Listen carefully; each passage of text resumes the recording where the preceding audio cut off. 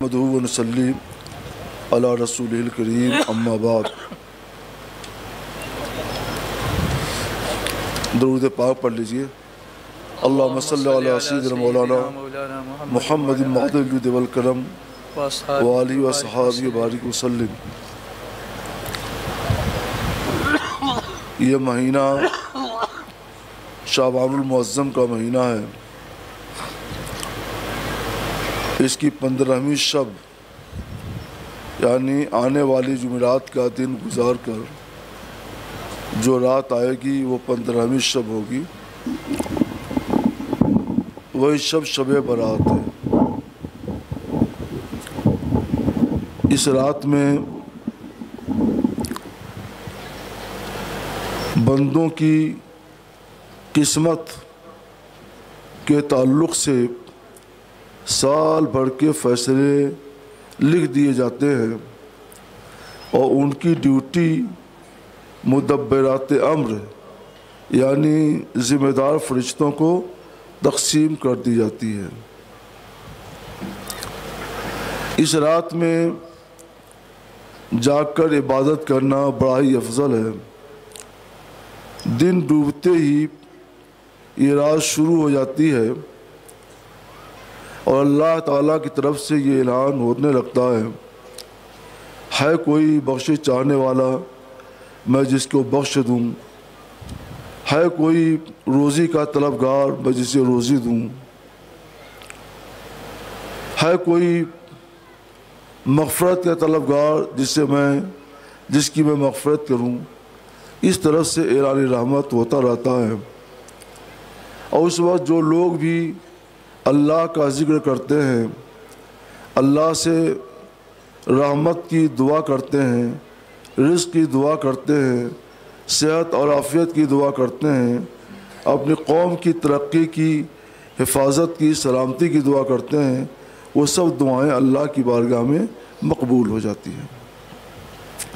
اللہ ان دعاؤں کو قبول فرما لیتا ہے۔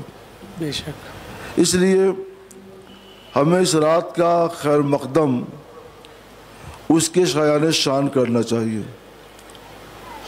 اللہ تعالیٰ کی بخشش اور اس کی عطا کا دریائے کرم جوش پہ ہوتا ہے، تو اس کا تقاضا یہ ہے کہ ہم اس دن اللہ کا ذکر زیادہ کریں، اللہ کا ذکر کیجیے۔ سبحان اللہ سبحان اللہ، الحمدللہ الحمدللہ، اللہ اکبر اللہ اکبر، لا الہ الا اللہ محمد رسول اللہ، یا حنان یا منان، یا سبحان یا دیان، یا رحیم یا رحمان، یہ سب اللہ کے اذکار ہیں۔ ہمارے مبلغین بتاتے بھی رہیں گے، یہ اذکار کیجیے۔ بندہ اللہ کا ذکر کرتا ہے تو اللہ تبارک و تعالی اسے مانگنے والوں سے بھی زیادہ عطا فرماتا ہے۔ حدیث شریف میں ہے کہ بندہ میرا ذکر تنہائی میں کرتا ہے تو میں اس کا ذکر تنہائی میں کرتا ہوں، یعنی جہاں فرشتے نہیں ہوتے، اور بندہ میرا ذکر مجمع میں کرتا ہے تو میں اس کا ذکر مجمع میں کرتا ہوں۔ وہ مجمع فرشتوں کا ہوتا ہے، فرشتوں کے مجمع میں اللہ تعالیٰ آپ کا ذکر کرے گا اگر آپ مجمع میں اللہ کا ذکر کرتے ہیں۔ سبحان اللہ سبحان اللہ۔ تو یہ بہت بڑی بات ہے کہ اللہ آپ کا ذکر کرے اور فرشتوں کے مجمع میں کرے۔ سبحان اللہ۔ تو اللہ کا ذکر کیجیے۔ جی۔ اللہ کے ذکر میں خاص طور پر چند چیزوں کو اہمیت دیجیے۔ نمبر 1، استغفر اللہ ربی من کل ذنب واتوب الیہ۔ یہ کثرت سے پڑھیے، کم سے کم 300 مرتبہ پڑھیے۔ استغفر اللہ ربی من کل ذنب واتوب الیہ، استغفر اللہ ربی من کل ذنب واتوب الیہ۔ اللہ تعالیٰ کو اپنی بارگاہ میں جب کوئی توبہ کرتا، اللہ کی بارگاہ میں استغفار کرتا ہے تو یہ چیز اللہ تعالیٰ کو بہت محبوب اور بہت پسند ہے۔ یہاں تک کہ اللہ تعالیٰ نے حضور سید عالم صلی اللہ علیہ وسلم کو حکم دیا، اذا جاء نصر اللہ والفتح ورأيت الناس يدخلون في دين الله أفواجا فسبح بحمد ربك واستغفر۔ کہ اپنے محبوب اپنے رب کی تسبیح کیجئے، سبحان اللہ پڑھیے، اور استغفار کیجئے، استغفر اللہ پڑھیے۔ انہ کان توابا، بے شک اللہ توبہ قبول کرنے والا ہے۔ رسول اللہ صلی اللہ علیہ وسلم کو توبہ کی ضرورت نہیں، وہ تو اللہ تعالیٰ کے مقرب خاص ہیں اور گناہوں سے پاک ہیں، معصوم ہیں۔ سرکار علیہ الصلوۃ والسلام کو اللہ تبارک و تعالیٰ نے جو یہ ہدایت فرمائی، اس کی ایک بڑی حکمت یہ ہے کہ رسول اللہ جب تسبیح پڑھیں گے، تقدیس پڑھیں گے، استغفر اللہ پڑھیں گے، توبہ کریں گے، یہ ان کی امت کے لیے سنت بن جائے گی، اور امت جب یہ کام کرے گی تو یہ اللہ کی بارگاہ میں تسبیح بھی ہوگی، اور تسبیح بھی، تقدیس بھی ہوگی، اور استغفار بھی ہوگا، توبہ بھی ہوگا، اور ساتھ ہی ساتھ رسول اللہ کی سنت بھی ادا ہو رہی ہوگی، اس طور پہ ڈبل ثواب ملے گا۔ تو سرکار کی سنت پر عمل کرنے کی نیت سے آپ ایسا کریں تو اللہ تعالیٰ آپ کی توبہ بھی قبول فرمائے گا، آپ کی بخشش بھی فرمائے گا، اور ساتھ ہی ساتھ اپنی رحمتوں سے بھی اللہ تعالیٰ ہم کنار فرمائے گا۔ سب سے پہلا کام جو آپ اس روز کریں گے وہ یہ ہے کہ استغفر اللہ پڑھیے اور 300 مرتبہ پڑھیے، اس کے بعد سبحان اللہ پڑھیے، 300 مرتبہ پڑھیے، اس میں توبہ بھی ہے اور استغفار بھی ہے۔ یہ کام ہو جائے تب قرآن پاک اٹھائیے، کھولیے، اور قرآن پاک کھول کر اور دیکھ کر کے جتنا ہو سکے قرآن پاک کی تلاوت کیجیے۔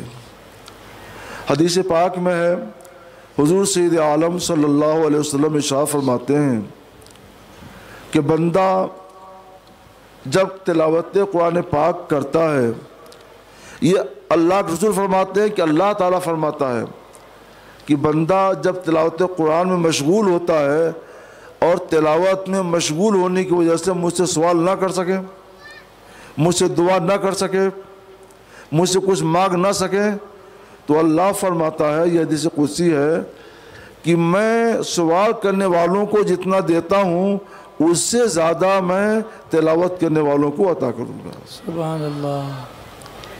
تو ہمیں مانگنے کی کیا ضرورت؟ ہمیں مانگنے کا ڈھنگ بھی تو نہیں آتا ہے، اور کیا مانگنا چاہیے ہم وہ سب چیزیں بھی نہیں جانتے ہیں۔ دنیا کے لیے کیا مانگنا چاہیے، برزخ کے لیے کیا مانگنا چاہیے، قیامت کے لیے کیا مانگنا چاہیے، ہمیں کہاں سب معلوم، اور مانگنے کا طریقہ بھی کیا ہے۔ تو اچھا یہ ہے کہ اللہ کا کلام پڑھیے، اللہ کا کلام پڑھیں گے اللہ تعالیٰ خوش ہوگا اور آپ کو مانگنے والوں سے زیادہ عطا فرمائے گا۔ سبحان اللہ۔ ایک نمبر ہو گئے استغفار، تسبیح، توبہ، یہ ہوا۔ دوسرے نمبر پر قرآن پاک کی تلاوت زیادہ سے زیادہ، اور تیسرے نمبر پر درود شریف کی کثرت۔ جی، درود شریف بہت زیادہ پڑھیے۔ حدیث شریف میں حضرت ابی بن کعب صحابی رسول ہیں رضی اللہ تعالیٰ عنہ، وہ روایت کرتے ہیں کہ میں نے عرض کی، یا رسول اللہ، میں آپ کی بارگاہ میں درود شریف پڑھتا رہتا ہوں، آدھا وقت میں دعا میں اللہ کی بارگاہ میں دعا کرتا ہوں اور آدھا وقت آپ کی بارگاہ میں درود شریف پڑھتا ہوں۔ تو سرکار صلی اللہ علیہ وسلم نے فرمایا، اچھا، بہت اچھا، اگر اس سے زیادہ پڑھو تو اور اچھا۔ تو انہوں نے عرض کی، یا رسول اللہ، تب میں 1/3 وقت دعا کروں گا اور 2/3 وقت میں آپ کی بارگاہ میں درود شریف پڑھوں گا۔ سرکار نے فرمایا، بہت اچھا، اور اس سے زیادہ پڑھو تو اور بہتر۔ تو انہوں نے عرض کیا، یا رسول اللہ، تب میں 3/4 درود شریف پڑھوں گا۔ سرکار نے فرمایا، بہت اچھا، اور اسے زیادہ کرو تو اور اچھا۔ اب وہ سمجھ گیا کہ سرکار کی منشا کیا ہے، تو عرض کرتے ہیں، یا رسول اللہ، تب تو میں اپنا پورا وقت درود شریف میں ہی صرف کروں گا۔ تو سرکار صلی اللہ علیہ وسلم نے فرمایا کہ ابی بن کعب، تم نے ایسا کر لیا تو اللہ تیرے سب کام بنا دے گا۔ اللہ تیرے سب کام بنا دے گا۔ تو یہ چوتھے نمبر پر کیجئے، اور پھر پوری رات آپ اللہ کا ذکر پاک کرتے رہیے۔ یہ ایک لائن میں نے بتائی، ایک لائن اور بتا دوں۔ ہمارے ذمے نمازیں بہت قضا ہوتی ہیں، سفر میں گئے قضا ہو گئی پھر بھول گئے، حضر میں قضا ہو گئی بھول گئے۔ تو یاد رکھیے اگر نوافل آپ بھول جائیں گے تو قیامت دن کوئی آپ سے پوچھے گا نہیں تم نے یہ نوافل کیوں نہیں ادا کیے۔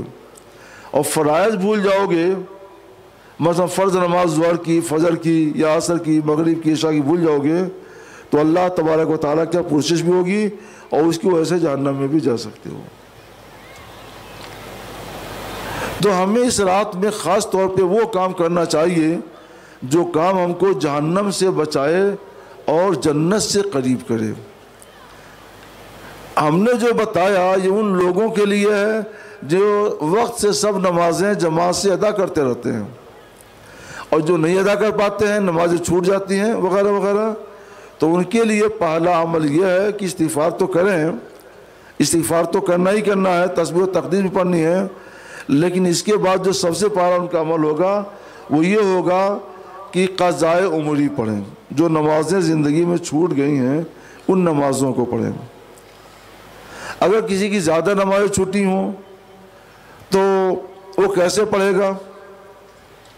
گنتی بھی صحیح یاد نہیں تو یہ نیت کرے کہ الہ العالمین میری زندگی کی آخری نماز جو مجھ پر فوت ہو کر قضا ہوئی اس کی نیت کی۔ اسی نیت سے سب نماز سورہ پڑھیے، جیسے انا اعطیناک الکوثر، لإلاف قریش، والعصر ان الانسان لفی خسر، قل هو اللہ احد، یہ صورتیں پڑھ لیجیے۔ اور تسبیح 7 مرتبہ کے بجائے بس 3 مرتبہ سبحان ربی العظیم، سبحان ربی الاعلیٰ، 3 مرتبہ۔ اور جب وطر پڑھیے تو وطر میں بھی یہ سب تخفیف ہوگی، آسانی ہوگی، اور آخر میں دعا قنوت کی جگہ پہ رب اغفر لی رب اغفر لی رب اغفر لی 3 مرتبہ پڑھ کر رکوع میں چلے جائیے۔ تو یہ آسان راستے ہیں جو آپ کو بتائے جا رہے ہیں تاکہ آپ چھوٹی ہوئی نمازوں کو قضا کر لیں۔ یاد رکھیے آپ نے چھوٹی ہوئی نمازیں، فوت شدہ نمازیں قضا کر لیں تو اللہ کو آپ نے راضی کر لیا۔ اب اس کے بعد ذکر کیجئے، تلاوت کیجئے، درود شریف پڑھیے، یہ سب سونے پر سہاگا ہوگا اور اللہ تعالیٰ آپ کو بخش بھی دے گا، آپ کی دعائیں بھی قبول فرمائے گا، اور آپ کی دنیاوی زندگی اور اخروی زندگی دونوں کامیاب ہو جائے گی۔ شب برات کی مناسبت سے یہ چند ضروری باتیں میں نے آپ کو بتا دیں، اس کو یاد رکھیے گا، اس کے مطابق عمل کیجئے، اور یاد آئے تو اس بندے گنہگار کے لیے بھی دعا فرمائیے گا، اللہ تعالیٰ شفا و صحت عطا فرمائے، اور اگر میرے ساتھ کوئی شرارت ہوئی ہے تو اللہ تبارک و تعالیٰ اس سے نجات بخشے۔ آمین آمین۔ اب میں آپ لوگوں کے سوالات سنتا ہوں، دیکھیں آپ لوگوں نے کیا بھیجا ہے۔ انشاءاللہ کتاب و سنت کی روشنی میں فقہ حنفی کے مطابق ہم ان کے جوابات دینے کی کوشش کریں گے۔ ایک مرتبہ ذرا بلند آواز سے درود پاک پڑھ لیجیے۔ اللہم صلی علی سیدنا مولانا محمد وعلی آلہ وصحبہ وبارک وسلم، صلاۃ و سلام علیکہ یا سیدی یا رسول اللہ۔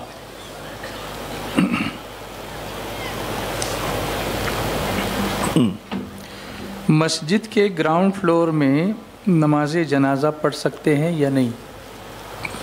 وہاں کمرہ وغیرہ سب بنا ہوا ہے۔ گراؤنڈ فلور میں مسجد میں نماز جنازہ پڑھنا ناجائز ہے،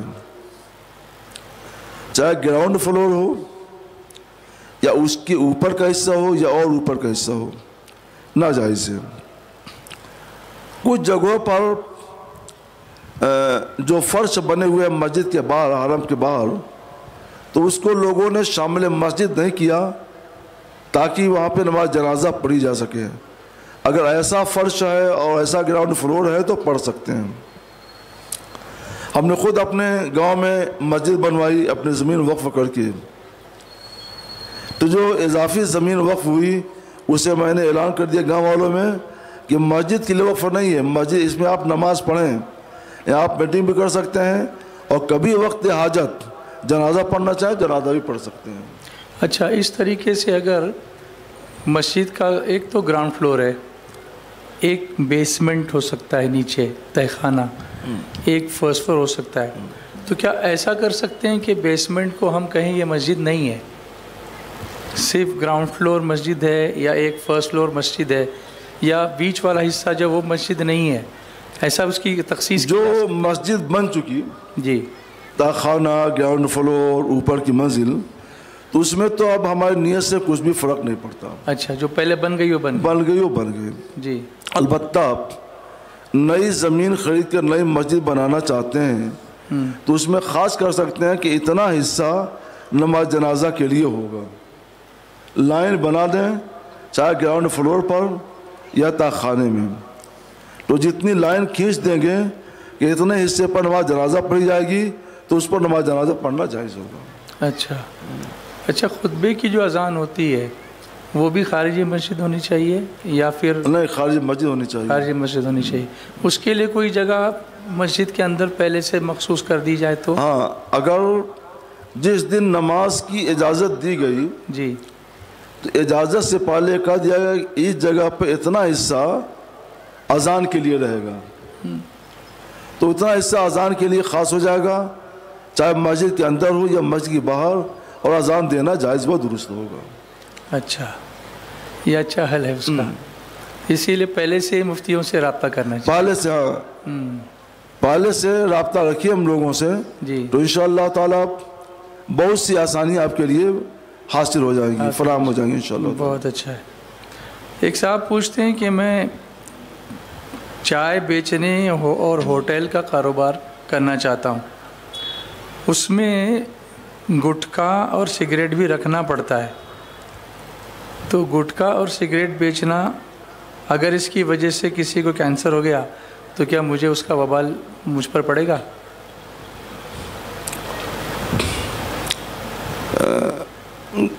گٹکا اور سگریٹ یہ چیزیں مضر ہیں، حکومت نے بھی بار بار اعلان کر دیا ہے اور ان کے پیکٹوں پر بھی لکھا رہتا ہے، تو لوگوں کو بچنا چاہیے۔ آپ اگر اس طور پر بیچتے ہیں کہ ہمارا سامان ہے، ہمارا کام ہے بیچنا، جو بھی خریدے ہم اسے اس کے ہاتھ سے بیچ سکتے ہیں تو جائز ہے۔ کسی کو بیماری پیدا ہو اس نیت سے بیچنا ناجائز، بس اس نیت سے کوئی نہیں بیچتا ہے، تو اس لیے اس کو بیچنے کی اجازت ہوگی۔ اچھا، یہی حال ٹوتھ پیسٹ وغیرہ کا بھی ہے، سنا کہ بہت سے ٹوتھ پیسٹ ایسے ہیں جن کے مستقل استعمال سے کینسر کی بیماری پیدا ہو جاتی ہے، تو آپ لوگ مسواک ہے، منجن ہے، اس طرح کی چیزوں کا استعمال عام کریں تاکہ اللہ تعالیٰ آپ کے منہ کو ان سب بیماریوں سے محفوظ رکھے۔ جی، یہ اس علاقے میں خاص طور سے لوگوں کے ذہن و دماغ پہ یہ سوالات چلتے رہتے ہیں، تو میرے پاس آئے تو میں پیش کرتا ہوں۔ مکان کے آس پاس پڑوسی لوگ رشتوں کے بارے میں چغلی کھاتے ہیں، رشتوں کے بارے میں چغلی کھاتے ہیں، جیسے کسی کے گھر رشتہ گیا بچی کے لیے تو اس کے یہاں جا کے کہہ دیا نہیں وہ اچھی نہیں ہے، اس طرح سے چغلی کھانا وغیرہ۔ تقریباً 15 سال سے رشتوں کے لیے رکاوٹ ہو رہی ہے، اس کے لیے کیا کریں؟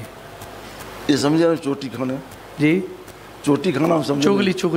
چغلی جی، اچھا، دوسرے لوگ چلے جاتے ہیں؟ ہاں، دوسرے لوگ، اگر جیسے کسی کے یہاں رشتہ لے کر کوئی گیا اور پڑوس والے کو پتہ چل گیا کہ یہ رشتہ لے کے گئے تو پھر وہ اس کے یہاں پہنچ جاتے ہیں، اس کی برائیاں کرتے ہیں، وہ رشتہ ہونے نہیں دیتے ہیں۔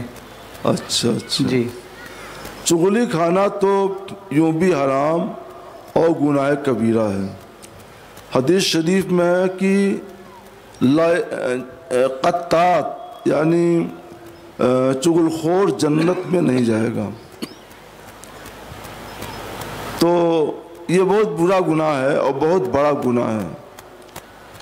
جب تک جس کی چغلی کھائی ہے وہ معاف نہ کر دے اللہ تعالیٰ معاف نہیں کرے، ہزار توبہ کرو اللہ تعالیٰ معاف نہیں فرمائے گا، اور جہنم میں جانا ایک حد تک ممکن ہے، جانا پڑ سکتا ہے، تو جسے جہنم کے عذاب کی طاقت ہو، برداشت کر سکتا ہو، وہ یہ سب کام کرے۔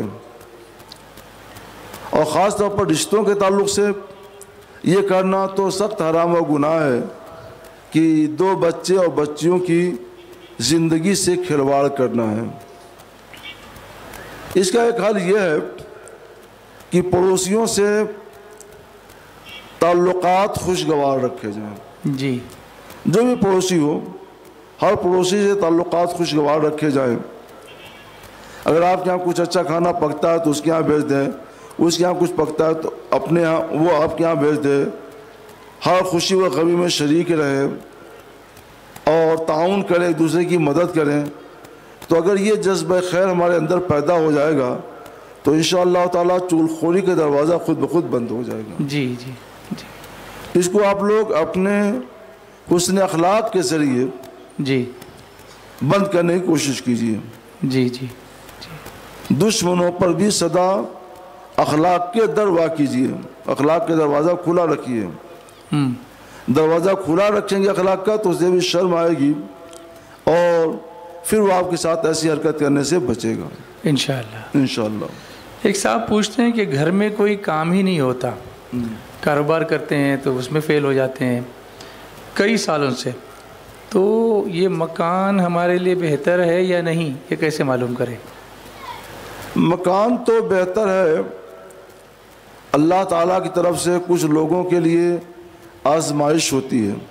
جی، تو آزمائش اور ابتلا کے دور کو صبر و شکر کے ساتھ گزار دینا چاہیے۔ اچھا، کچھ لوگ ایسے بھی ہوتے ہیں جو یہ سوچتے ہیں کہ ہم یہ کر دیں گے وہ کر دیں گے اور اللہ کی ذات پر توکل نہیں کرتے، بھروسہ نہیں کرتے، پھر اللہ تعالیٰ بھی اپنی قدرت کا اظہار کر دیتا ہے۔ جی، تو ایک تو اللہ کی ذات پر توکل کیجئے، بھروسہ کیجئے، ہاں سب اپنی طرف منسوب نہ کریے کہ ہم یہ کر لیں گے وہ کر لیں گے، جی یہ کہیے کہ انشاءاللہ ہم یہ کر سکتے ہیں، جی تو وہ کام انشاءاللہ ہو جائے گا۔ جی، اور سورہ بقرہ شریف کی تلاوت کیجئے، دعا کیجئے، اللہ کا کرم ہوگا تو آپ اس آزمائش میں، اس ابتلا میں کامیاب ہوں گے۔ کہنے کا ان کا مقصد یہ لگتا ہے کہ کسی نے کچھ کر دیا ہے، بندش کر ڈالی ہے، ہمارا کوئی کام نہ ہو، ایسا جادو کر دیا ہے، تو کیا ایسا ہوتا ہے؟ ہوتا ہے، ایسا ہوتا ہے، اچھا، اور نادانی کا زمانہ ہے، لوگ اظہار ثانی میں بہت کچھ کر سکتے ہیں، کرا سکتے ہیں، جی لیکن اس شبہ میں گرفتار نہیں رہنا چاہیے جی، اور کسی پر شبہ بھی نہیں کرنا چاہیے۔ جو میں نے بتایا ہے اس کے مطابق اپنی زندگی گزارے، انشاءاللہ کامیاب ہیں۔ تو سورہ بقرہ اس کے لیے بہترین چیز ہے۔ ہاں، اچھا، کتنے دن تک پڑھنی چاہیے گھر میں؟ تا حصول مراد، جب تک مراد پوری نہ ہو، ہاں، ڈیلی ڈیلی انشاءاللہ۔ اور کسی سے پڑھوا بھی سکتے ہیں؟ پڑھوا بھی سکتے ہیں۔ چلیے چلیے، اچھا علاج ہے ماشاءاللہ۔ میرے بیٹے کی عمر 17 سال ہے، اس کے جسم میں اثرات ظاہر ہو رہے ہیں، رات بھر جاگتا ہے، دن بھر سوتا ہے، کسی بھی کام میں خیال نہیں کرتا، نشیلی چیزوں کا استعمال کرنے لگا ہے، اس سے کیسے چھٹکارا پائیں؟ پہلے موبائل بند کرائیے اس سے، ابھی وہ بچے نے کہا موبائل، پہلے اس کے ہاتھ سے موبائل لے لیجئے۔ ایسے تمام بچے موبائل جمع کر دیں، بیچ دیں، موبائل کا استعمال نہ کریں۔ موبائل استعمال کریں گے تو دماغ بھی خراب ہوگا، ڈپریشن کا شکار ہوں گے، الجھن ہوگی، چڑچڑاپن پیدا ہوگا اور رات بھر جاگیں گے۔ رات اللہ نے بنائی ہے سونے کے لیے، موبائل دیکھنے کے لیے نہیں بنائی ہے۔ موبائل سے دوری کر لو، اللہ تعالیٰ تمہیں اپنے سے قریب کر لے گا۔ سبحان اللہ۔ بیوی کے حکم پر ماں باپ کو چھوڑ کر الگ گھر پکڑنا کیسا؟ ماں باپ سے رشتہ کبھی نہیں توڑنا چاہیے، اور اگر الگ مکان میں رہنے میں عافیت ہے تو الگ مکان میں رہ سکتے ہو۔ قرآن پاک میں ہے اسکنوہن من حیث سکنتم، جہاں رہتے ہو وہیں اپنی بیوی بال بچوں کو بھی رکھو، لیکن ماں باپ کو چھوڑنے کی نیت سے نہیں ہونا چاہیے، اپنی رہائش کے لیے ہونا چاہیے۔ اور جہاں بھی رہے ماں باپ سے رشتہ برقرار رکھے، ان کو آرام پہنچائے، ان کی مالی امداد کرے، ان کی دلجوئی کرے، ان کی خدمت کرے۔ حیض کی حالت میں عورت کو کمزوری آتی ہے، درد ہوتا ہے، جس کی وجہ سے وہ آرام کرتی ہے، تو شوہر اور ساس اس کو طعنہ دیتے ہیں اور ظلم کرتے ہیں۔ نہیں، ایسا نہیں ہونا چاہیے۔ دوسروں کی تکلیف بھی سمجھنے کی کوشش کیجیے۔ پہلے یہ سمجھنا چاہیے کہ تم کیوں ایسا کر رہی ہو، تمہیں کیا تکلیف ہے بتاؤ۔ اگر وہ بتاتی ہے تو اسے راحت دے، آرام پہنچائیں۔ اور اگر مصیبت کے وقت میں بھی لوگ راحت نہیں دیتے ہیں تو پھر اس گھر میں بگاڑ شروع ہو جاتا ہے۔ گھر کو گھر بنانے کی کوشش کریں، جھگڑے کا مکان نہ بنائیں۔ جی، کیا سید ہونے کے لیے باپ کا سید ہونا ضروری ہے یا ماں سیدہ ہو تب بھی وہ سید کہلائے گا؟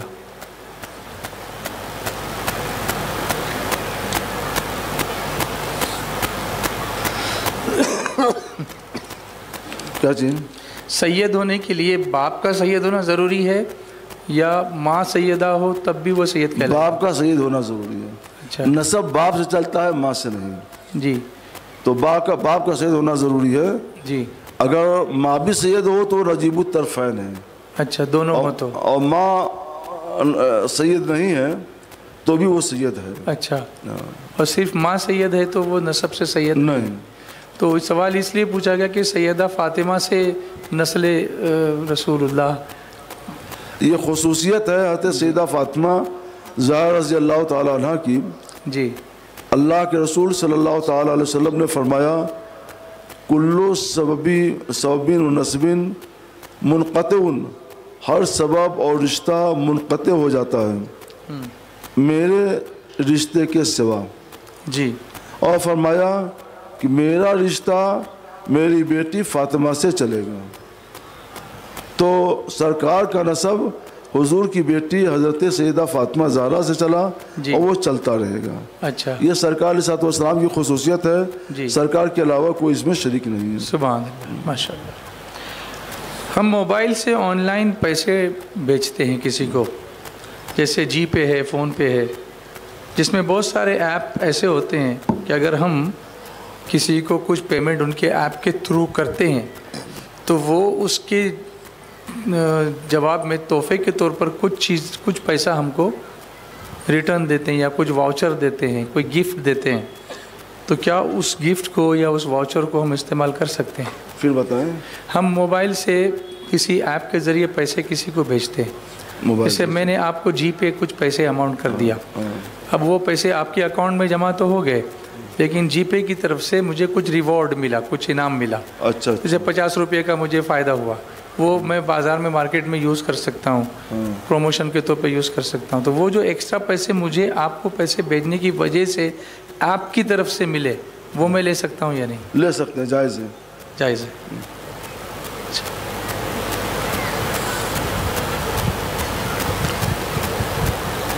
کچھ لوگ ایسی قسم کھاتے ہیں کہ اگر میں جھوٹی قسم کھاؤں تو میں اسلام سے نکل جاؤں، لا حول ولا قوت الا باللہ۔ اور وہ جھوٹ ہی بول رہا ہے یہ ہمیں پتہ ہوتا ہے، تو اس کو سمجھائیے۔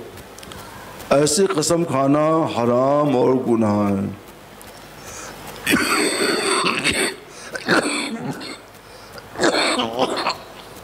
ہرگز ایسی قسم نہ کھائے۔ ڈر ہے کہ جھوٹی قسم کھائے اور وہ بھی کہ مسلمان نہ رہے اس کے لیے کھا لے اور پھر جھوٹی قسم کھا لے، تو ڈر ہے کہ کہیں اس کا ایمان محفوظ نہ رہے، برے خاتمے کا اندیشہ ہے۔ تو اگر خاتمہ برا ہوا تو یہ بہت بری بات ہے، ہمیشہ کے لیے جہنم میں جا سکتا ہے۔ اس لیے توبہ کرے اور آئندہ ہرگز ایسی قسم نہ کھائے، جھوٹی قسم نہ کھائے۔ بہت سارے لوگ تجوید کی رعایت کے ساتھ قرآن شریف نہیں پڑھتے، سیکھتے بھی نہیں ہیں، ان کی نماز کا کیا معاملہ ہوگا؟ علم تجوید ایک حد تک فرض ہے، تو جتنا فرض ہے اتنا سیکھنا تو فرض ہے، ضروری ہے۔ اگر نہیں سیکھتے ہیں تو ان کے لیے ضروری ہے کہ اپنے امام کے پیچھے سب نمازیں پڑھیں، فرض نمازیں بھی، سنت اور واجب بھی ان کی اقتداء میں پڑھیں، اور اس دوران وہ سیکھتے رہیں۔ اگر سیکھتے رہیں گے جان توڑ کوشش کر کے تو ان کی نماز اتنے دنوں کی صحیح ہوگی، اور لاپرواہی کریں گے، نہیں سیکھیں گے تو بس اللہ معاف کرے۔ اس کا حال یہی ہے کہ جو صحیح پڑھنے والے ہیں ان کی اقتداء میں ان کے پیچھے نماز پڑھ لیں۔ یعنی سنت بھی کسی کی اقتداء میں پڑھتا رہے، سنت بھی، ہاں، جو صحیح پڑھتا ہے اس کے پیچھے پڑھتا رہے، اس کے پیچھے پڑھیں، جب تک سیکھتا رہے۔ ہاں یعنی یہ حل اچھا ہے اس کا، جی جی ماشاء اللہ۔ یعنی کتنا امپورٹنٹ ہے یہ، بہت جی سیکھنا ضروری ہے بہت۔ جی۔ جی، مسافر کی امامت میں، مسافر امام کی امامت میں مغرب کی نماز ہو جائے گی کہ نہیں؟ امام مسافر ہو تو مغرب کی نماز پڑھا سکتا ہے، اور امام بھی 3 رکعت پڑھے گا اور مقتدی بھی 3 رکعت پڑھے گی۔ 3 رکعت والی نماز میں قصر نہیں ہے، یہ نماز صحیح ہے، درست ہے، اور 3 رکعت تو بھی پڑھے گا، 3 رکعت مقتدی بھی پڑھیں گے۔ جی، کرپٹو کرنسی کے سوالات بار بار ہم مختلف جگہوں پر جواب دے چکے ہیں آپ، مگر پھر بھی کچھ لوگ اس کو پھر جاننا چاہتے ہیں، اور یہاں یہ سوال پوچھ رہے ہیں یہ حلال ہے یا حرام ہے؟ اگر حلال ہے تو اس کی زکوٰۃ کا کیا حکم ہے؟ کرپٹو کرنسی شریعت کی نگاہ میں مال نہیں ہے، کیونکہ حکومت نے اس کو منظوری نہیں دی ہے۔ جس دن حکومت منظوری دے دے گی اور ضمانت لے گی تو اس کے بعد سے اس کی حیثیت مال کی ہو جائے گی، پھر اس کو قرض دینا بھی جائز ہوگا، اس پر زکوٰۃ بھی فرض ہوگی، اور مال کے سارے احکام اس پر لازم آئیں گے۔ اور اگر حکومت نے منظور نہیں کیا تو جب تک حکومت منظور نہیں کر رہی ہے، اس کے لیے ضمانت نہیں لے رہی ہے، اس وقت تک وہ مال نہیں ہے۔ اس کا خرید و فروخت اگر کوئی کرتا ہے تو وہ جانے، اس کا ذمہ دار وہ ہے، اس کے اوپر وہ مال نہیں ہے، اور اس پر مال کے احکام بھی شریعت نافذ نہیں کرتی ہے۔ اسی طرح سے میوچول فنڈ کا بھی پھر سے سوال آیا ہے، ہاں، تو اس کے بارے میں بھی ارشاد فرما دیں۔ میوچول فنڈ اور شیئر بازار کے تعلق سے میں نے وادی نور آزاد میدان ممبئی میں اس سال بتا دیا تھا، اعلان کر دیا تھا کہ اس میں ایک صورت جواز کی ہے جسے ہم نے بچا رکھا تھا تاکہ لوگ جو ظاہر شریعت اس کے اوپر عمل کریں، لیکن ملوث ہوتے جا رہے ہیں، تو ان کو میں نے نیت بتا دی کہ اس نیت سے کرو گے تو شیئر بازار صحیح ہے۔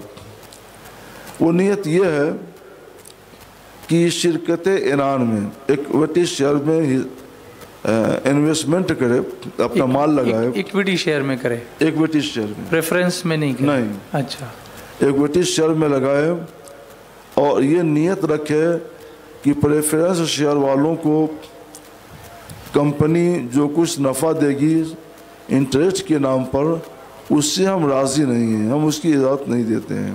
اچھا، تو اس نیت کے ساتھ اجازت ہوگی، جائز وہ ہوگا۔ کام کمپنی کا ہوگا، ہمارا نہیں ہوگا۔ وہ کام کمپنی کا ہوگا، جی، وہ کام کمپنی کا ہوگا۔ جی، اب آیا معاملہ میوچول فنڈ کا۔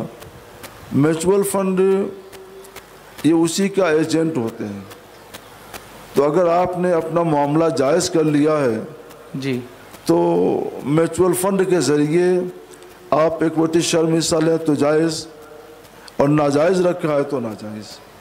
جی، اب یہ آپ کی اپنی نیت پر ہے، جی، آپ کی نیت کے خوبی اور حسن پر ہے۔ اگر آپ کی نیت اچھی ہے تو اس کے لیے میوچول فنڈ کی اجازت ہوگی، ورنہ اجازت نہیں ہے۔ جی، جی، کیا مسجد میں نکاح کرنا صحیح ہے؟ صحابہ میں سے کسی نے کیا تھا؟ ہاں، مسجد میں نکاح کرنا صحیح ہے۔ یہ نکاح عبادت ہے، نکاح عبادت ہے، اور حضرت امام رحمۃ اللہ علیہ فرماتے ہیں کہ نکاح میں مشغول ہونا تنہائی میں رہ کر خلوت گزی ہو کر عبادت کرنے سے افضل ہے۔ اچھا، اور سرکار صلی اللہ علیہ وسلم نے فرمایا نکاح میں مشغول ہونا، اس محفل میں شریک ہونا اکیلی عبادت کرنے سے افضل ہے۔ عبادت کرنے سے افضل۔ سرکار صلی اللہ علیہ وسلم نے فرمایا من تزوج فقد استکمل نصف الدین فلیتق اللہ فی النصف الباقی، جو نکاح کر لے تو اس نے آدھا دین بچا لیا، اب آدھے دین کے لیے وہ اللہ سے ڈرے۔ جی، تو جب یہ دین کا ایک حصہ ہے اور آدھا حصہ ہے تو مسجد میں اس کی ضرور اجازت ہے اور بلا شبہ اجازت ہے۔ سبحان اللہ، سبحان اللہ۔ تو بہتر تو یہی ہے کہ مسجد میں ہی کیا جائے، ہاں، کیونکہ اس میں پھر لوگ باوضو بھی آ کے بیٹھتے ہیں، بہت سے آ کے بیٹھیں گے اور بہت سے خرافات سے بھی بچیں گے۔ ہال وغیرہ میں تو بہت ساری چیزیں ہوتی رہتی ہیں۔ جی۔ روزے کی حالت میں خوشبو لگا سکتے ہیں؟ بدن میں خوشبو لگا سکتے ہیں، اس میں کوئی حرج نہیں ہے جی، مگر ایسی کوئی خوشبو جس کا جرم یعنی کوئی جز چھوٹ کر کے اندر تک جائے اسے ناک سے سونگھ نہیں سکتے ہیں۔ جیسے انہیلر ہے، اس میں مہک تو ہوتی ہے مگر اس کو ناک کے ذریعے سونگھتے ہیں، اور انہیلر کی دوا ناک کے ذریعے گلے میں حلق میں جاتی ہے، اس سے روزہ ٹوٹ جائے گا۔ اگر ایسی خوشبو ہے تو روزہ ٹوٹ جائے گا، ورنہ روزہ نہیں ٹوٹے گا۔ خوشبو سونگھ سکتے ہیں، کپڑے میں لگا سکتے ہیں۔ جی، جب حضرت آدم علیہ السلام کے زمانے سے کعبہ موجود ہے تو پھر ہمارا قبلہ بیت المقدس کیوں تھا؟ قبلہ تو کعبہ شریف ہی ہے، مگر جب حضور صلی اللہ تعالی علیہ وسلم ہجرت کر کے مدینہ منورہ تشریف لائے، یہاں یہود رہتے تھے، تو سرکار علیہ الصلوۃ والسلام نے اللہ کی اجازت سے بیت المقدس طرف منہ کر کے نماز پڑھی۔ اس کی ایک حکمت یہ ہو سکتی ہے کہ سرکار علیہ الصلوۃ والسلام یہ چاہتے تھے کہ یہودیوں کا قبلہ بیت المقدس ہے، وہ مانتے ہیں، تو اس کی وجہ سے وہ اسلام کے دامن میں آ جائیں گے، اور وہ آئے بھی، انہوں نے اسلام قبول بھی کیا۔ تو ایک شرعی مصلحت تھی، دینی ضروری مصلحت تھی، اور دینی ضروری مصلحت کے لیے سرکار علیہ الصلوۃ والسلام نے 16-17 مہینے تک بیت المقدس طرف رخ کر کے نماز پڑھی، اس لیے وہ ہمارا قبلہ ثانی ہے۔ جی، ٹوپی پہننا سنت ہے یا فرض؟ ٹوپی پہننا فرض نہیں، واجب نہیں، سنت ہے۔ جی، حضور سید عالم صلی اللہ تعالی علیہ وسلم ٹوپی پہن کر اس پر امامہ باندھتے تھے، اور صحابہ کرام علیہم الرحمۃ الرضوان نے بھی ٹوپی کا استعمال کیا ہے۔ تو سر ڈھانک کر، سر چھپا کر نماز پڑھنا بارگاہ الہی کا ادب ہے، اور سر چھپا کر خاص طور پر ٹوپی پہن کر ہی نماز پڑھنا چاہیے۔ عہد رسالت میں ایسا ضرور ہوا ہے کہ بہت سے صحابہ نے ننگے سر بھی نماز پڑھ لی۔ اچھا، تو اس کی وجہ یہ تھی کہ ان کے پاس کپڑے نہیں تھے، ہاں، ایک چادر تھی، وہی چادر لپیٹ لیا، نماز پڑھ لی، پورا بدن کھلا ہوا ہے۔ جی، کسی کے پاس 2 چادر ہوتی تھی تو 2 چادر اوڑھ لیتا تھا، چادر بڑی ہوئی تو سر سے اوڑھتا تھا، چادر چھوٹی ہوئی تو کندھے سے اوڑھتا تھا۔ جی، تو کپڑے کی بہت کمی تھی ان کے پاس، اس وجہ سے جب ٹوپی نہیں ملتی تھی تو ننگے سر نماز پڑھ لیتے تھے۔ جی، لیکن جب کپڑے کا زمانہ آیا، کپڑے کی کثرت ہوئی، تو پھر مسلمانوں نے عام طور پر ٹوپی کا استعمال شروع کر دیا، اور ٹوپی لگا کر ہی خانہ خدا میں جاتے اور نماز پڑھتے ہیں۔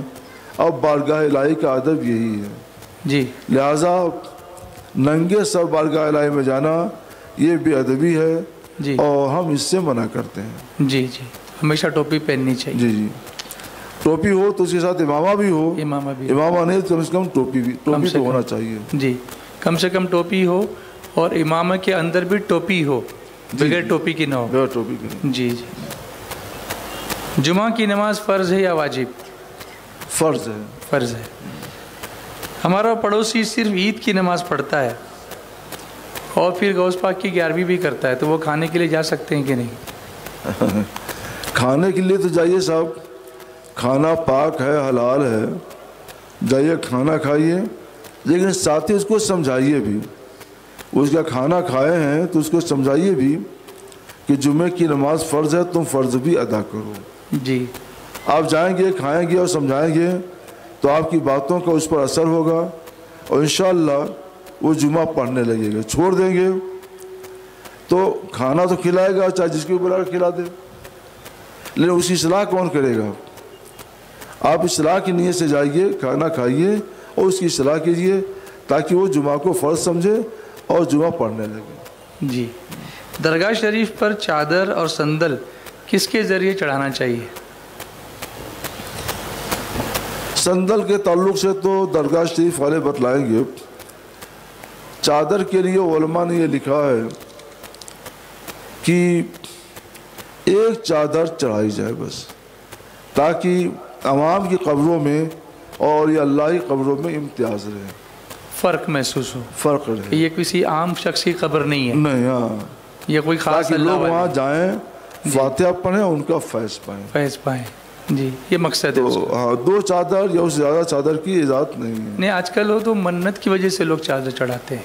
ہاں، اس کی منت بھی کوئی شرعی منت نہیں ہے، اچھا، اور اگر ایسا ہے تو پہلے جو چادر چڑھی اس کو ہٹا لیں اور اس کے بعد پھر یہ چادر چڑھا دیں۔ اچھا، ایک ہی چادر رہنی چاہیے، اس سے زیادہ چادر نہیں رہنی چاہیے۔ جی جی۔ داڑھی رکھنا فرض ہے یا سنت؟ داڑھی رکھنا فرض نہیں ہے، واجب ہے۔ جی، رسول اللہ صلی اللہ تعالی وسلم نے پابندی کے ساتھ ہمیشہ ساتھ داڑھی رکھی ہے، صحابہ نے بھی رکھا ہے، تو یہ رسول اللہ کی سنت بھی ہے اور ساتھ ہی ساتھ واجب بھی ہے۔ جی، تو اس کا گناہ تو ہے نا نہ رکھنے کا؟ جی، نہ رکھنے کا گناہ تو ہے نا؟ ہاں، حدیث پاک میں ہے، حضور سید عالم صلی اللہ علیہ وسلم نے ارشاد فرمایا، آف اللحا و آف الشوارب، داڑھیاں بڑھاؤ اور مونچھیں پست کرو۔ جی، داڑھیاں بڑھاؤ تو کتنی بڑھاؤ؟ کچھ لوگوں نے یہ سمجھ لیا کہ جب داڑھیاں بڑھانے کا حکم ہے تو چھوڑ دو، بڑھے، جتنی بڑھنی چاہے بڑھ جائے۔ تو داڑھی نہیں داڑھا ہو گیا۔ ہاں، جی، ابھی کل جہاز میں ایک صاحب مل گئے، ڈر لگ رہا تھا، اچھا، اتنی زبردست داڑھی تھی، جی، ناف کے نیچے تک لٹک رہی تھی وہ۔ اس کا سرکار نے حکم نہیں، داڑھی بڑھانے کا حکم دیا ہے۔ ایک حدیث تو لوگوں نے دیکھ لی، اس کے ساتھ دوسری حدیث بھی ہے کہ سرکار علیہ الصلوۃ والسلام داڑھی کو طول و عرض سے لیتے تھے، یعنی لمبائی سے کاٹ لیتے تھے اور کچھ عرض سے چوڑائی سے بھی کچھ کاٹ لیتے تھے۔ اچھا، بس کتنا کاٹتے تھے یہ بھی نہیں بیان کیا گیا۔ جی، اتنا تو ہے کہ داڑھی سرکار نے کاٹی ہے لمبائی سے بھی چوڑائی سے بھی۔ اب اس کا بیان وہی مجمل آ گیا، اس کا بیان بخاری شریف وغیرہ کی حدیثوں میں ہے۔ حضرت ابو ہریرہ رضی اللہ تعالیٰ عنہ، حضرت عبداللہ بن عمر رضی اللہ تعالیٰ عنہ نے داڑھی کو اپنی مٹھی میں پکڑا یوں، جی، اور جو فاضل تھا اس کو کاٹ دیا۔ ایک مٹھی سے زیادہ تھا؟ ہاں، اوپر سے نہیں، اچھا، نیچے سے۔ نیچے سے؟ تو مٹھی میں پکڑے اور نیچے سے کاٹے، اس کو یاد رکھیے گا، جی جی، نہیں تو اوپر سے کاٹ لیں۔ مفتی صاحب نے کہا ہے کہ مٹھی میں پکڑ کے کاٹ لیجئے، جی۔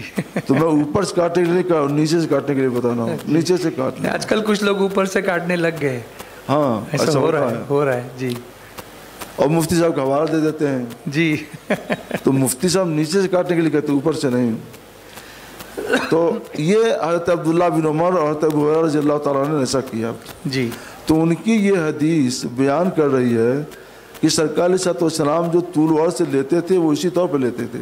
اچھا، تو سرکار نے جو داڑیاں بڑھانے کو کہا ہے اس کی ایک حد مقرر کر دی ہے صحابہ نے کہ یہ حد ایک مشت تک ہے، ایک مشت ہوگی، ایک مشت سے زیادہ ہو جائے تو اس کو کاٹ سکتے ہو، جی، اور اتنا لمبا نہ کیا جائے داڑھی کو کہ دیکھ کر کے ڈر لگے، بچے ڈر جائیں، اتنا لمبا نہ کیا جائے۔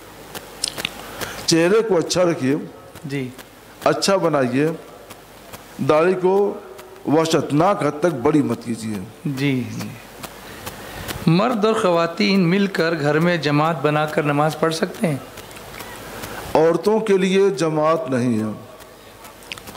عورتیں اگر گھر میں گنجائش ہے، کمرے ہیں، تو ایک کمرہ اپنی نماز کے لیے خاص کر لیں اور اسی کمرے میں وہ نماز پڑھیں.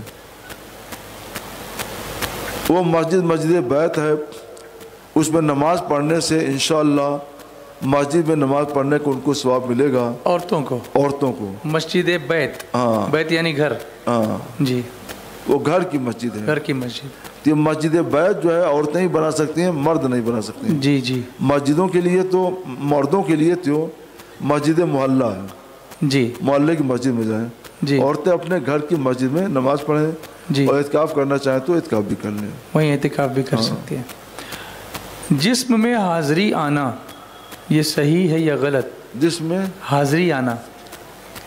اچھا. کوئی جن آ جاتا ہے یا کچھ ہوتا ہے کبھی ایسا، اور لوگ اس کے پاس بیٹھ کے پھر منتیں بھی ماننے لگتے ہیں اس کے. ہاں، جس میں حاضری آنا بالکل غلط تو نہیں ہے، لیکن بہت حد تک صحیح بھی نہیں ہے. اچھا. زیادہ تر یہ حاضری عورتوں کو آتی ہے. ہاں یہ تو دیکھا ہے. جب میاں بیوی میں چپکڑش بڑھ جاتی ہے ہاں تو عورتیں اگر ہوشیار ہیں تو ان کو حاضری شروع ہو جاتی ہے. گول گول گھومنے لگتی ہیں پھر. تو عورتوں سے بنا کے رکھو تاکہ ان کو حاضری نہ ہو. جی. اور اگر واقعی حاضری ہے تو اس میں شیطان یہ کیا کہتا ہے کہ میں فلاں پیر ہوں، فلاں غازی صاحب بول رہا ہوں، فلاں شہید بول رہا ہوں. ہاں وہ یہ جھوٹ بولتا ہے. اچھا وہ آواز بھی نکالتا ہے. آواز بھی نکالے. ہاں آواز بھی نکالے. جی. تو وہ جھوٹ بولتا ہے تاکہ لوگوں کو یہ بتائے کہ پیر لوگ بھی عورتوں پر سوار ہوتے ہیں اور شہید لوگ بھی سوار ہوتے ہیں، ولی لوگ بھی سوار ہوتے ہیں. حالانکہ ایسا نہیں ہے. ایسا نہیں ہے.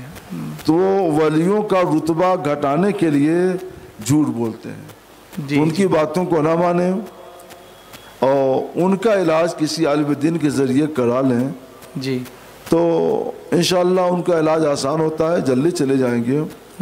اور ان سے بچنا ہو جی تو سب سے بہتر یہ کہ ان سے بچنے کا طریقہ آپ سمجھ لیں. جی.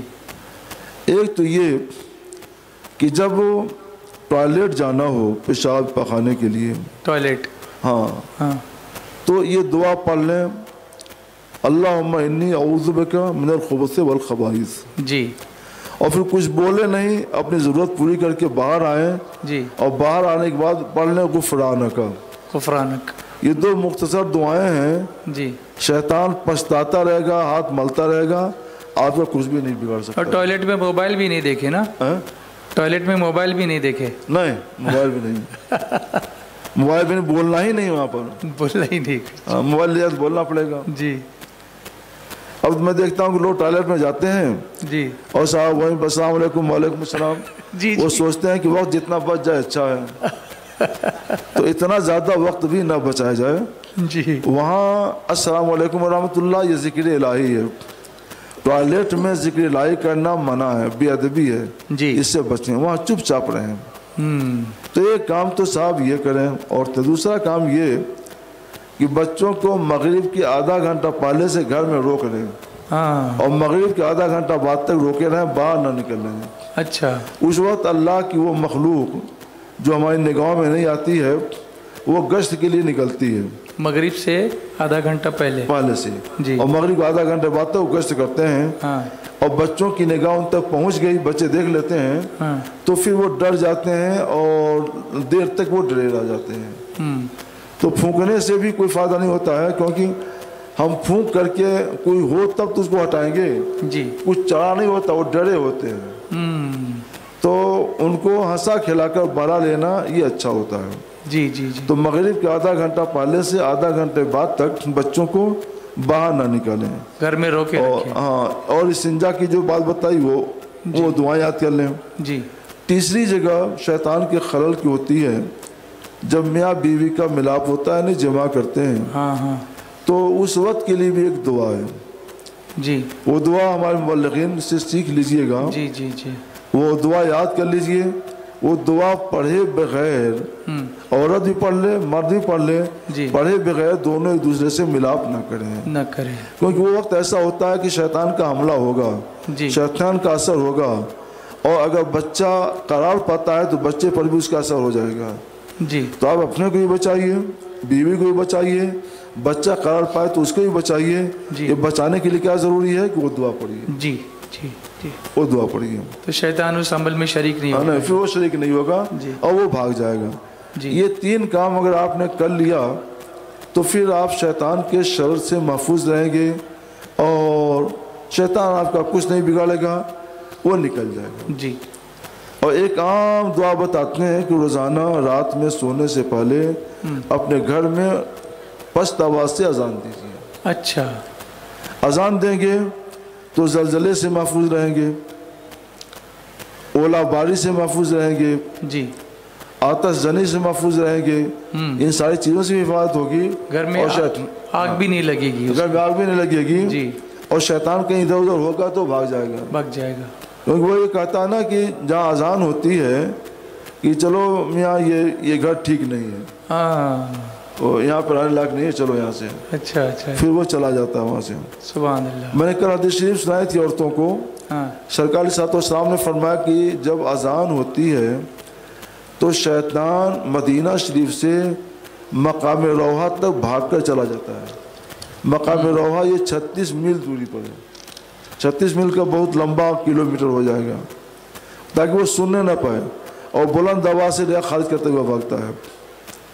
آپ لوگوں نے دیکھا ہوگا کہ جب اذان ہوتی ہے تو کتے بھونکتے ہیں، تو یہ کتے اذان پر نہیں بھونکتے ہیں، یہ شیطان اذان کی آواز سن کر کتوں کی سرحد سے تیزی سے بھاگتے ہیں۔ اچھا تو ان کی سرحد میں اگر آپ گاڑی بھی تیز چلائیں گے ہاں تو برداشت نہیں کریں گے اچھا اچھا اچھا، کہ ہماری سرحد میں اتنی رفتار، ہاں اس لیے وہ بھونک کر کے بھگاتے ہیں۔ ان کی باؤنڈری ہے وہ، ان کی ایک باؤنڈری ہے، ہاں اس حد تک باہر نکل جائیں گے پھر انہیں کچھ نہیں بولیں گے۔ پھر نہیں آئیں گے۔ انہوں نے ایک نقشہ نصری بنا رکھا ہے ہاں کہ ہماری مملکت یہاں تک ہے، تو اس مملکت تک کوئی تیز رفتار سے نہیں چل سکتا۔ آہستہ رفتار جائیے نہیں بولیں گے، جی تیز رفتاری جائیے تو کسر شان سمجھتے ہیں کہ ہماری توہین ہو رہی ہے۔ توہین ہو رہی، تو وہ شیطان جب بھاگتا ہے تو وہ بھونکتے ہیں، پیچھا تو کر نہیں سکتے کیونکہ بڑی رفتار میں تو ہوتا ہے وہ، ہاں لیکن بھونک کر کے بتا دیتے ہیں کہ شیطان آیا تھا، وہ بھاگ رہا ہے۔ بھاگ گیا۔ اچھا پھر یہ بھی دیکھا ہے کہ وہ جب ان کی سرحد ختم ہو جاتی باؤنڈری، واپس پلٹتے پلٹتے ایسے انداز سے جاتے کیسا بھگایا اس کو، یہ بھی ہوتا ہے۔ ہاں یہ بھی ہوتا ہے، فاتحانہ شان سے آتا ہے۔ فکس ڈپازٹ کا جو انٹرسٹ آتا ہے وہ خیرات کر سکتے ہیں کہ نہیں؟ بالکل خیرات کیجئے، وہ خیرات کے لیے ہے، غریبوں میں، یتیموں میں، بیواؤں میں خیرات دیجیے، اللہ آپ کی خیرات کو قبول فرمائے۔ Health insurance, life insurance, term insurance, یہ سب انشورنس کر سکتے ہیں یا نہیں؟ کیا کیا ہے؟ ہیلتھ صحت، ہیلتھ انشورنس، لائف انشورنس، میڈیکلیم، اور یہ سارے انشورنس کر اور سکتے کون سا انشورنس؟ ہیں؟ ٹرم انشورنس، یہ اس میں کیا ہوتا ہے؟ یہ تو نہیں لکھا ہے اس میں، شاید کسی مخصوص مدت کے لیے ہوگا، ایک ٹرم کے لیے۔ خیر جیسے ہم شاید یہ ہوتا ہے ہیلتھ نا، انشورنس کے لیے بتا دیتے ہیں، جی ہم نے وادی نور آزاد میدان میں 2 دسمبر کو اجازت دے دی ہے، اور ہیلتھ انشورنس کی آپ لوگ ہیلتھ انشورنس کرا سکتے ہیں، جائز ہے، کرا سکتے ہیں۔ ہاں باقی جو کی تحقیق کی جائے گی یا آپ تحقیق کر کے بھیج دیجئے تو انشاءاللہ ہم اس کے بارے میں بھی وضاحت کر دیں گے۔ ایک انوکھا سا سوال ہے، جلوس وغیرہ میں بچے نعت پڑھتے جاتے ہیں وہ تو اچھا ہے، لیکن آج کل کچھ ایسا ٹرینڈ بھی بننے لگا ہے کہ نعت ریکارڈنگ لگا دی جاتی ہے اور بچے صرف ایکشن کرتے ہیں اس کا، تو اس کے لیے کیا فرماتے ہیں آپ؟ رقص کی اجازت ہمارے یہاں نہیں ہے، نعت شریف کو غور سے سنیں اور اس میں جو باتیں بتائی گئی ہیں دل میں محفوظ رکھیں، اس پر عمل کریں، مگر رقص کرنا، تھرکنا، ناچنا یہ ناجائز ہے، اس سے بچیں۔ گھر کے لوگوں کو چاہیے کہ بچوں کو اس سے بچائیں۔ مدرسے کی عمارت کے اوپری حصے میں اسکول قائم کرنا کیسا ہے؟ مدرسے کی عمارت کے اوپری حصے میں جی جو مدرسہ ہے وہ مدرسہ ہی رہے گا، اس میں اسکول قائم کرنا جائز نہیں ہے، اس سے بچیں۔ اگر نفلی صدقہ خیرات کراتے وقت مرحوم والدین کے نام سے دیں تو والدین کو بھی ثواب ملے گا اور اولاد کو بھی، لیکن فرض حج میں والدین کی طرف سے نیت کرنا کیسا ہے؟ کیا والدین کے نام سے بھی اس میں نیت کر سکتے ہیں؟ فرض حج اپنی طرف سے کریں اور اس کا ثواب والدین کو بھی پہنچائیں، امت مسلمہ کو بھی پہنچائیں، یہ جائز ہے۔ اچھا، مطلب نیت اپنی ہی ہو، نیت اپنی ہو، جی، ثواب سب کو پہنچا سکتے ہیں، ماں باپ بھی پہنچا سکتے ہیں۔ اس کے جیسے نماز کا بھی کر سکتے ہیں، فرض نماز کا بھی پہنچا سکتے ہیں؟ ہاں کر سکتے ہیں۔ اچھا، میں نے نماز اپنی پڑھی اور میں نے ارادہ کیا کہ اللہ اس کا ثواب میرے والدین کو پہنچا، ہاں تو پہنچ جائے گا، تو پھر مجھے بھی ملے گا، ان کو ملے گا، ان کو بھی ملے گا۔ اچھا، اس میں اپنے ثواب میں کوئی کمی نہیں ہوتی، ایسے ہی ہوتا ہے جیسے چراغ جل رہا ہے، جی، اس چراغ سے اگر 100 چراغ جلا لیے جائیں واہ، تو اس چراغ کی روشنی میں کوئی فرق تو نہیں آئے گا۔ بڑی بہترین مثال ہے اس کی، ماشاءاللہ۔ گھر یا جگہ کے لیے جہت دیکھنا کیسا ہے؟ جہت دیکھ سکتے ہیں اپنے فائدے کے حساب سے تو، اور اپنے مقصد کے حساب سے جہت دیکھ کر لیں تو کوئی عرض نہیں ہے، مگر اس کو لازمی نہ سمجھیں، لازمی نہ سمجھیں۔ اچھا، اللہ پہ بھروسہ کریں۔ جی جی، جزاک اللہ خیر حضرت، مغرب کا وقت ہو گیا، اس لیے اجازت چاہتے ہیں اور آپ کی صحت سلامتی تندرستی کی دعا کرتے ہیں۔ اللہ تعالیٰ قبول فرمائے جو باتیں ہوئیں، آپ کو ہم کو سب کو پر عمل کرنے کی سعادت نصیب فرمائے، اور ہم سب کی زندگی کو اللہ تعالیٰ دینی زندگی بنائے، تابناک بنائے۔ وما علینا الا البلاغ۔